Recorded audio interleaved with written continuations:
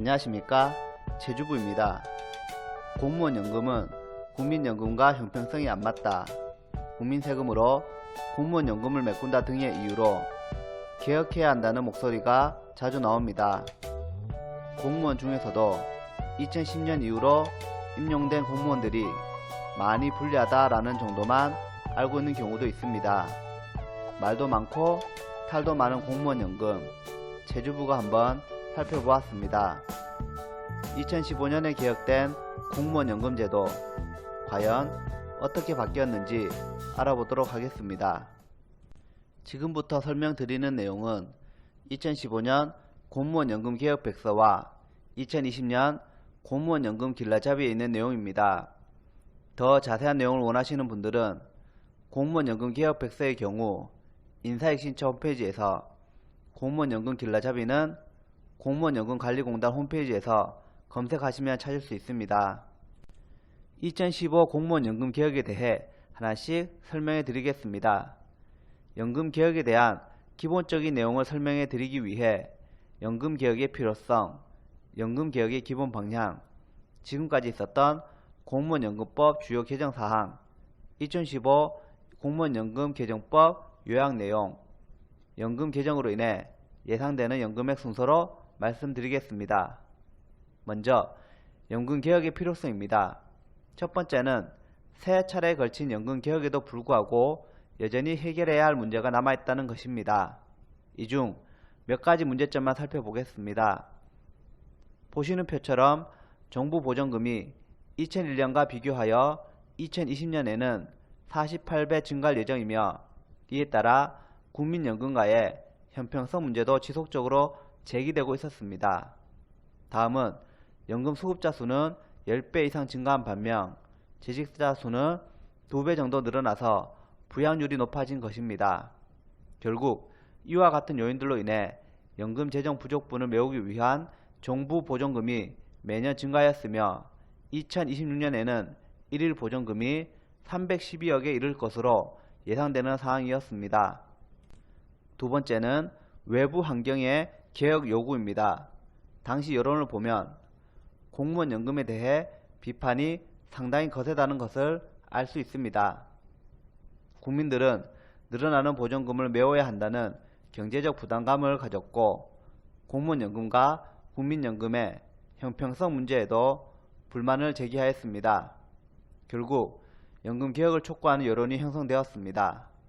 이에 당시 정부에서는 2015년부터 공무원 연금 개혁을 핵심 과제로 선정하고 추진하게 되었습니다.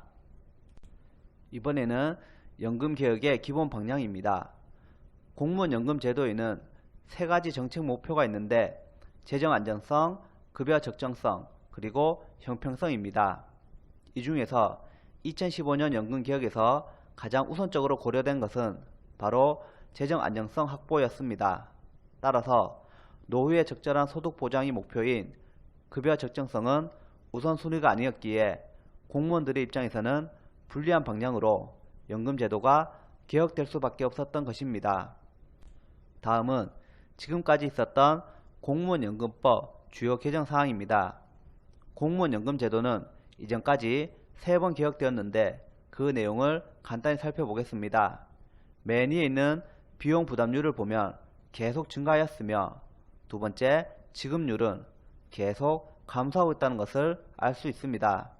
또한 연금 지급 개시 연령도 계속 늦어져서 결국 연금제도 개혁으로 인해 공무원들은 더 내고 덜 받게, 그리고 늦게 연금을 지급받게 되었습니다. 지금부터는 가장 중요한 2015 공무원 연금 개정법 요약 내용입니다. 종전은 지난 2009 개혁 내용이며 개정은 지금 시행되고 있는 2015 개혁 내용입니다. 먼저 기여율은 공무원 개인이 부담하는 금액의 비율로서 종전 7%에서 매년 증가하여 2020년부터 9%로 인상되었습니다. 연금 지급률은 매년 근무에 따라 추가로 지급할 연금액을 표시한 값인데, 종전 1.9%에서 단계적으로 인하하여 최종적으로 2035년에 1.7%까지 내려갑니다. 연금 지급 개시 연령은 2009년 이전 인용자는 60세부터 지급, 2010년 이후 임용자는 65세부터 지급이었는데 단계적으로 연장하여 65세까지 상향합니다.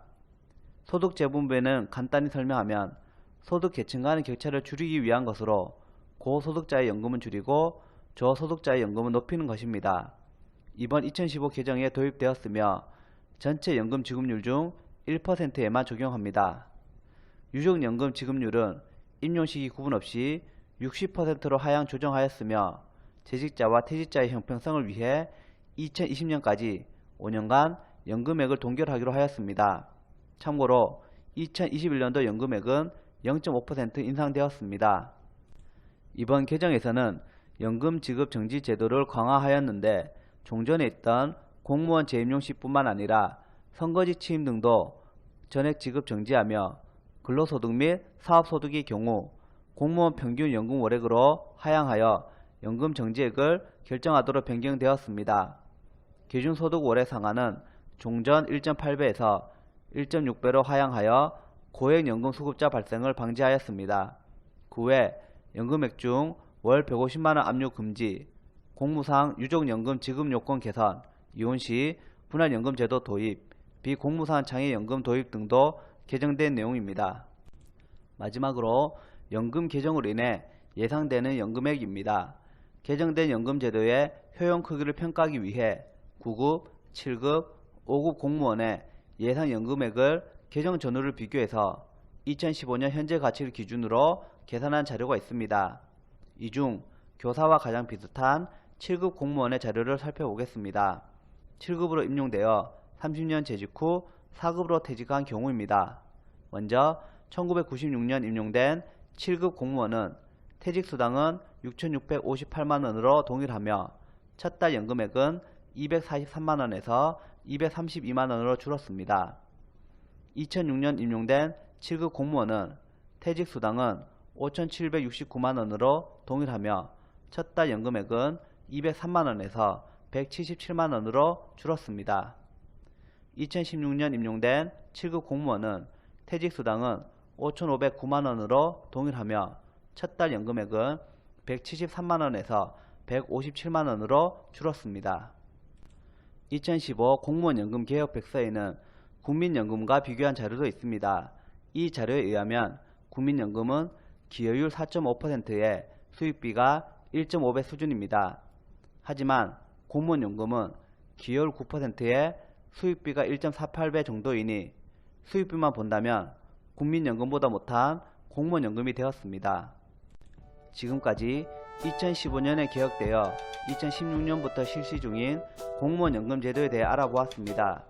개혁의 필요성은 공감하지만 공무원연금 제도가 도입될 당시 공로보상 내지는 임금의 후불적 기능을 상당 부분 고려했는데 이런 의미는 이제 사라진 것 같아서 아쉽습니다. 앞으로 언제 개혁될지 모르지만 장기적이고 안정적인 연금 운영을 위해 충분한 연구와 사회적인 합의 그리고 세대 내 세대 간 형평성도 고려한 공무원연금이 되길 바랍니다. 다음 영상은 공무원연금법에 따라 퇴직급여 예상액을 산출한 것을 준비 중입니다. 만약 실패한다면 다른 주제로 찾아오겠습니다. 영상에 관해 궁금하신 점은 댓글로 남겨주시기 바라며 끝으로 구독과 좋아요 부탁드립니다. 시청해주셔서 감사합니다.